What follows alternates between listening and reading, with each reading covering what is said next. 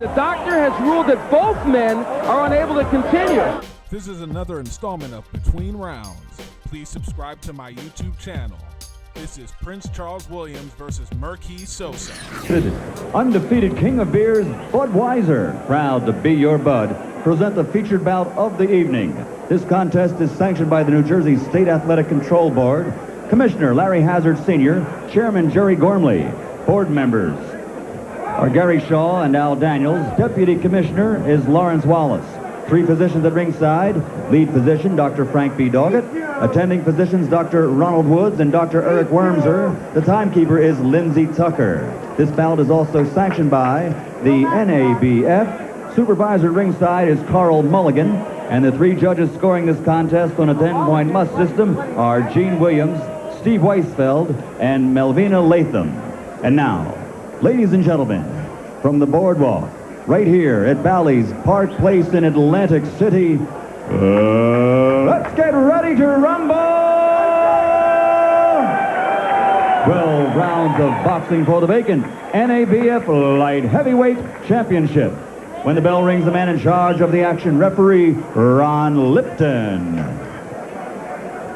Introducing first, fighting out of the red corner, wearing the white trunks and weighing in at 173 pounds. He comes to us from Santo Domingo in the Dominican Republic and has a professional record of 24 victories, 20 by KO, against 4 defeats with 1 draw. Ladies and gentlemen, he is Merqui El Carombo Sosa.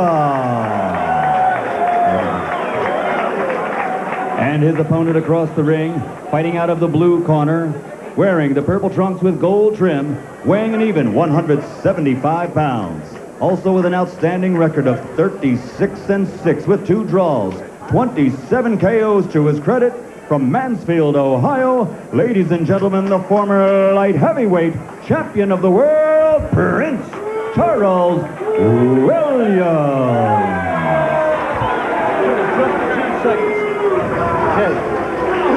Just the chief seconds. Just the chief seconds. Gentlemen, this is for the NABF title. The 3 knockdown rule is in effect. There is no standing A count. If either fighter is in trouble and you do not want me to stop the bout, you must show me you can continue. No matter what happens out here, let's keep it strictly professional. Good luck to you both. Buena suerte. That is Merqui Sosa, who moves up from super middleweight to the light heavyweight division. And the man he's facing is a man that once was king of that division, in the IBF version anyway, Prince Charles Williams, who himself is moving up, Dave, because he fought last as a 168-pounder against James Toney for the IBF super middleweight title.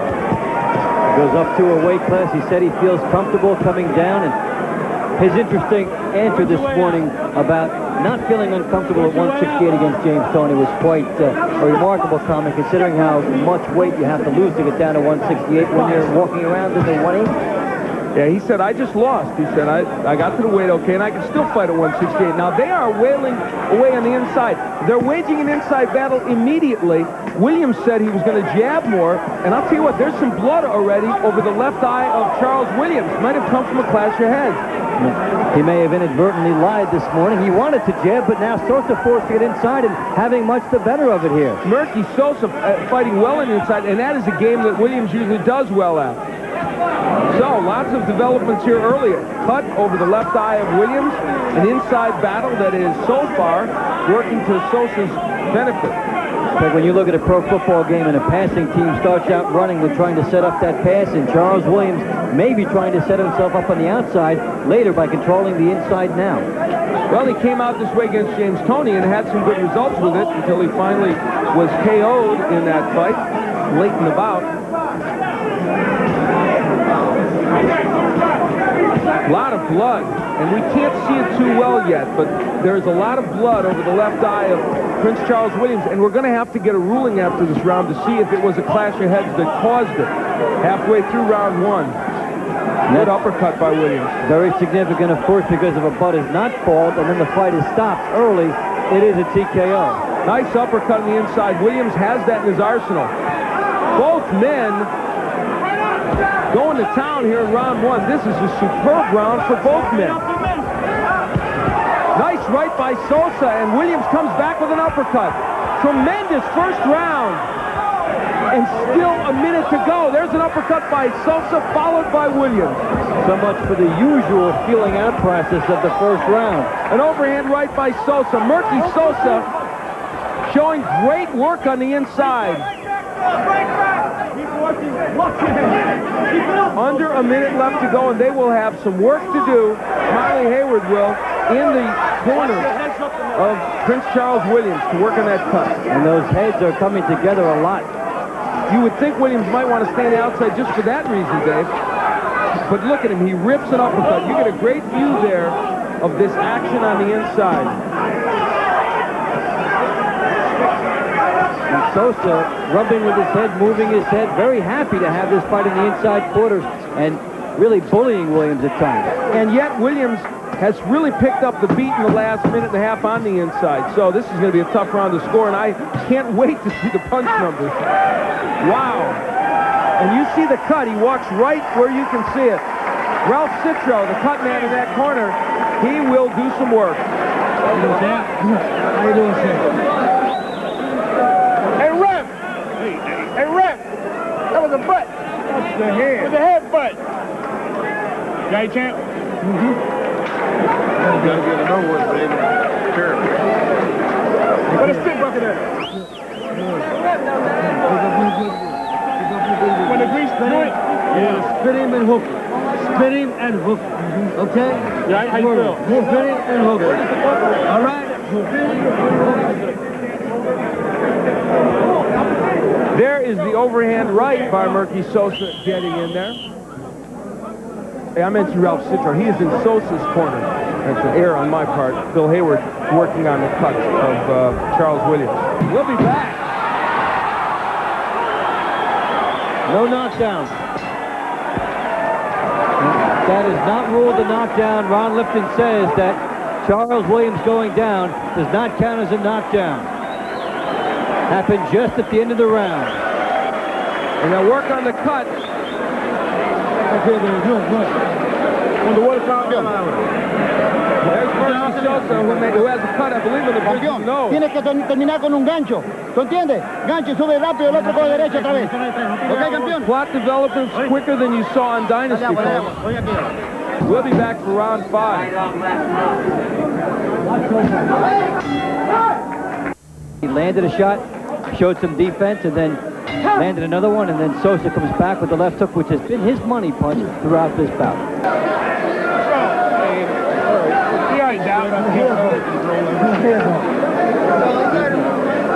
Move your head, Prince, okay?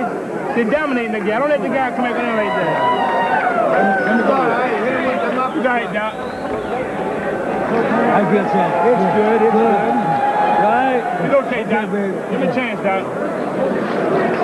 There's a good look. Head butt. Put them up for punches. Move your head. Keep your hands up. Yeah. Get the water up, Smiley, when you come out. Move your head, okay? Come on, Sam. And Merqui Sosa turning into his punches tremendously. There's the left hook. He finds some space, gets himself down. There's the heads coming together. You made the point earlier, Al, about how good the left hooks are being. He's making space to throw his punches on the inside. Merqui Sosa has fought unquestionably his best fight ever. I don't think there's any question about that. Meanwhile, Prince Charles Williams does what he always does. Fights his heart out. We'll be right back.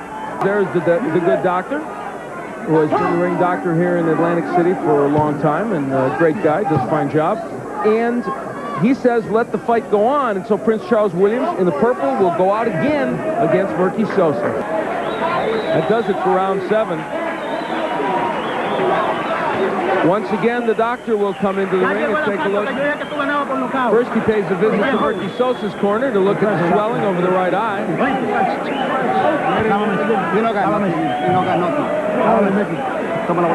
Now here comes Dr. Doggett over to this corner.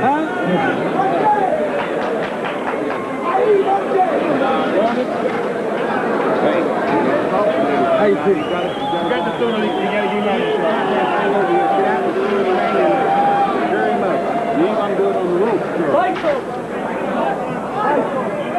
Merqui Sosa doing some of his best lethal damage in this fight with the right hand over the top. He tees off, misses there. The left hook was good. He turns into a right hand over the top. Charles Williams just cannot really react to it. Now, here is the ruling. Dr. Doggett, let me tell you, Merqui Sosa is excited, but I don't know that he won. Now, let's see what the ruling is here. Probably go to the scorecards. They've made more than 3 rounds of the fight. That is Larry Hazard, the commissioner here, who is now, he's over here talking to Logan Hobson of CompuBox, and I'll bet you he'll tell us. Now, both fighters are unable to continue on doctor's examination. We don't know yet what the determination will be from this, though. And that's Larry Hazard. That's the doctor's rule. And this crosses over a lot of rules because you've got the NABF. It may be ruled a draw. Both fighters unable to We're waiting. We're waiting. And it is a draw. It is going to be ruled a draw because both men cannot continue. This is fascinating. I have not seen this before. You know, we talk about the butt rule and how that comes into effect in the first round. Heads came together, no butt called, the punch is called, and now it comes back here. It is unique. It's a severe battle of exhaustion, a war, all kinds of dehydration. They're both showing the effects. And hey, you see enough things, something new can always come up. And to give us an explanation, let's go to Michael Buffer. Referee Ron Lipton has called a halt to the bout. The official time comes at the end of round 7. We'll have something for you in just a moment. Well, we're not going to get it quite explained yet. We were led to believe by the officials here, we were told that it would end up being a draw. However, they're going to discuss it, they're going to talk it over, and we're going to go away for just a moment while they have a contest. So the suspense builds here in Atlantic City. We'll be back to find out who, if anyone, won this boxing match.